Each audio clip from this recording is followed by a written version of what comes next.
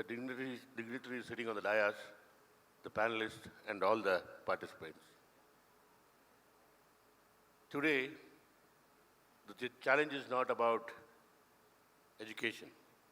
The challenge is about the gap, what we have in the education system, the education and employability. As before, I'm an accidental MLA, basically. I never thought I would become a politician. I was a businessman. So as a businessman, as a CEO of an aviation company, the university is sending a lot of graduates out there. The graduates, engineering graduates, especially the survey says 65% of the engineering graduates coming out of the universities are unemployable. So this survey shocked me. So on that note, I seriously thought something is wrong. And I would give my own example so that it will be relevant. I'm an automobile engineer, basically. After my passing out my engineering in distinction, I went around for a job. And for the first 6 months, I couldn't get a job. Then I introspected. What could be wrong? I would say, as an automobile engineer, I should be knowing everything about automobile, be it car, bus, or anything, engine, brake, clutch, gearbox. I should be knowing everything. I should be able to troubleshoot also if something happens. But the matter of the fact is, when I was coming here, if my car stops, it snaps. Do you think an automobile engineer can fault find it, repair it, and come here? I think I will call a roadside mechanic who will troubleshoot my car, repair my car, and send me safely here. Being an automobile engineer, if I can't do this, there is a big gap between what the industry requirement is and what our curriculum is. So, on that note, I would say skilling up our students at the early age, not after graduation. Even in the schooling, we should skill up our students. There should be a skill development program for schools, colleges, as well as graduates. So this skilling up will definitely make our students employable. So this employability is a catchword. We should educate our students to employment. We should educate them to be enterprise, in the sense they should be job givers, not job seekers. That also to be concentrated. And I've been told that every time when I go to a seminar like this, that they keep telling that they will adopt the skills at the school level, but it's too late. It's never too late. We should adopt these kind of skills at the school level itself.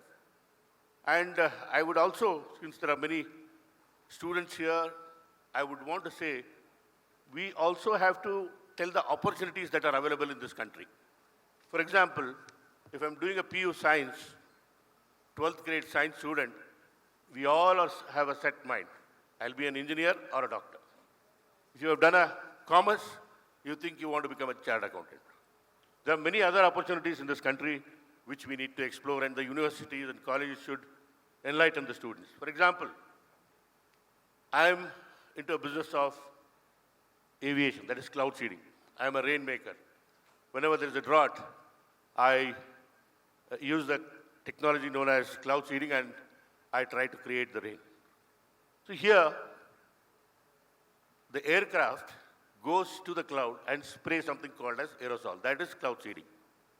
Who will take the aircraft to the clouds? That's a pilot. What do you think is the qualification to become a pilot?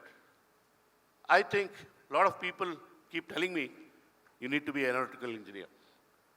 That's not true. If you are just a science 12th grade student, you can become a pilot.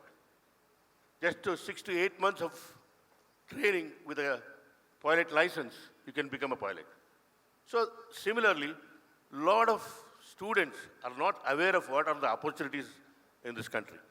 Even, see, if you just imagine what I'm paying my pilots, my captains.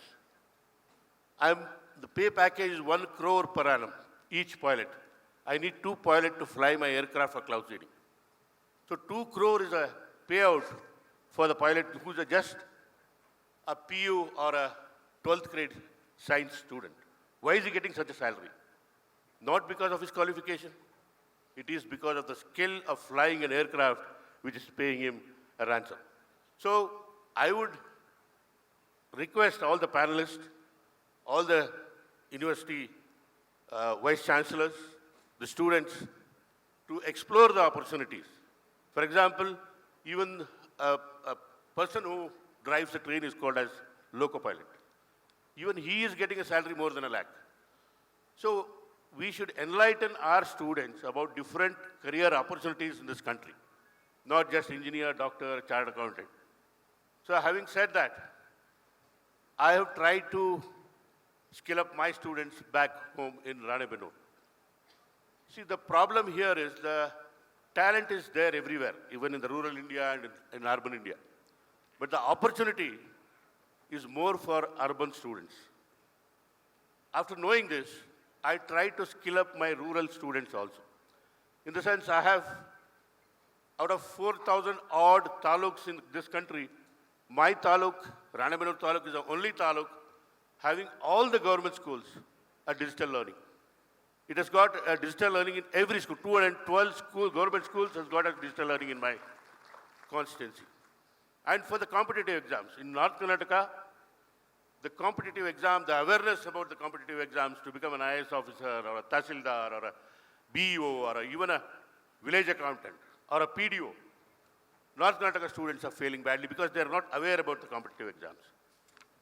Because of that, I sanctioned about 1.3 crores and I have created a digital library in every village. There are 90 villages in my constituency.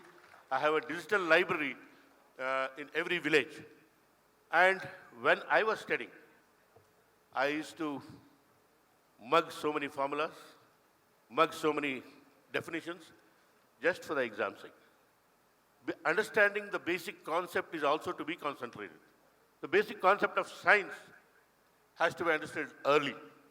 For that, I have created a science park in my constituency with 5 crores investment.